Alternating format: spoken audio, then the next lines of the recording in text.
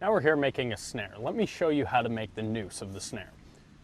You're gonna do this little knot that I have here. You're gonna fold that over, then you're gonna fold it around and put it back through itself, okay?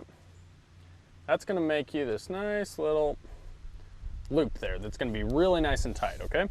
Now the other side of the rope, you're gonna string right through that little noose there, and this is going to make a snare, which is going to grab onto the animal, okay?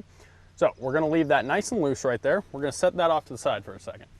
Now I have a couple of sticks right here, okay? Now these sticks, I'm gonna set on either side of my game trail, which I have my game trail running right through here. So I'm gonna shove these right in there, and now I'm gonna lay my noose right up loosely on these sticks, okay?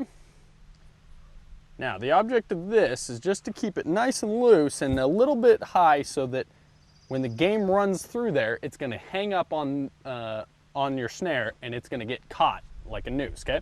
Now, the important thing is to make sure this has a tie-off so that your game doesn't get caught up in it and run off, okay? So, what I have here is another stick. It's also good if you can find a bush next to a game trail. That's a good place to tie off. But since we don't have a bush, I have this giant stick, so I'm gonna make sure to put it nice and deep into the ground. Okay, all right, so that's not gonna move anywhere, okay? Now I'm gonna tie this off right here.